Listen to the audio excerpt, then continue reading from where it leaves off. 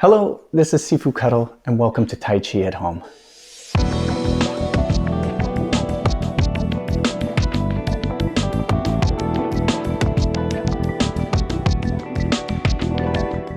For today's exercise, we're going to be focusing on our kicks. Now, kicks can be one of the more difficult things to do in Tai Chi because we've got about 1,000 things going on at the same time.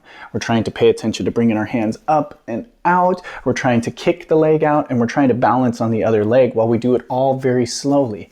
And this becomes very difficult, and it becomes one of those movements that we just do to get through rather than to actually express the movement. So what we're going to do in this exercise is isolate the kicking leg and the arms by taking out one of the things. We're going to take away having to focus on balancing by simply sitting down. So what we're going to do is look at making sure that the arms come up and out in that V shape until just the end when they rotate, but also timing the leg at the same time to kick and extend out and bringing the knee up. So those are those key components that we're going to look at. Okay, so let's get to work. Now the best part about this exercise is you're going to be sitting down. So it's nice and comfortable exercise. What I do suggest is make sure you have a little bit of room out to either side and that you don't have a seat back for this. So if you're on your couch, scoot forward a little bit so you're just on the edge of your seat. Okay, now we're also going to be focusing from our 45 to 45. We're working on corner to corner for these kicks. We're not really going to go side to side because then you have to really pivot and it's very uncomfortable that way. Okay, let's start by just doing simply knee raises. Now, as you do this, try to think of bringing your knee to your shoulder. Don't think of leaning back. It's not about the height, it's about as high as you can go. So if you can only raise your knee to here, that's fine. If you can raise your knee higher, hold it higher. Okay, so we're going to raise and hold, and we're going to be doing about 10 of these. Not only will this help raise your kicks up in your Tai Chi practice, but this is an excellent warm-up to get started.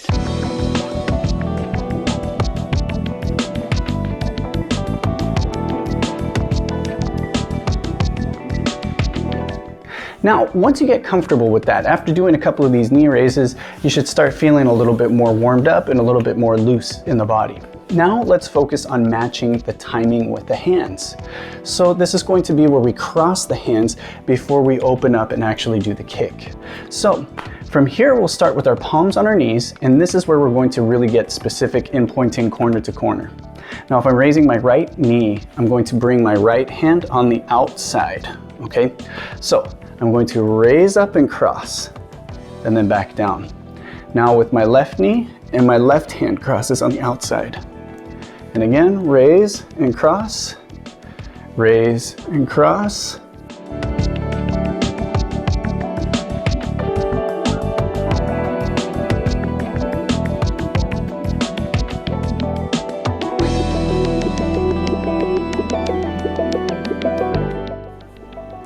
Now the next part we're going to focus on is the actual extension of the kick. So now we have kind of almost every single component here except for trying to balance and fight for that balance. So this will allow you to raise your kicks up a little bit higher than you would if you were just standing on your other leg. Because we also have these muscles more relaxed, it gives more slack for the rest of the body. So as these muscles tighten up, this has a little more leeway and a little more give as compared to when we're standing up and the muscles are more taut. Okay, so you may feel like when you do this kick, it's higher than when you actually do it standing. Okay, so we'll start with our hands on our knees, raise, cross, and then extend out. Now you have your choice if you want to do a toe kick or heel kick. I find that doing heel kicks tend to work the lower part of the leg a little bit more. So in training, I prefer to do these, but you can actually do a set of toe kicks and then a set of heel kicks if you really want to improve your Tai Chi. Or if you're just only going to do about 10 of these, do it with the heel kick. You may find it has a better effect on all of your kicks. Okay, so we'll do the left side, raise, up, and then extend. Finishing at the same time. Cross the hands, raise, and then extend. And then again, cross the hands, raise up, and extend. Cross the hands, raise up, and extend.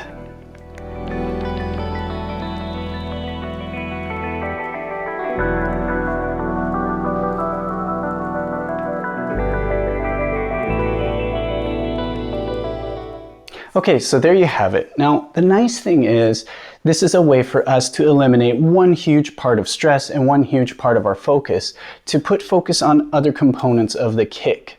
So now you're not going to be fighting for balance and trying to make sure that your posting leg, the foot position is correct, the knee is correct, and you have good balance and you have to align that hip.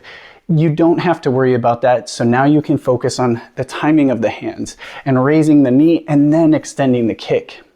Now, you can do this, like I said, with the toe kick and the heel kick, or you can do it with just one of the two kicks. But you will see the benefit of this training in your Tai Chi kicks no matter what, even if you only do one style of kick.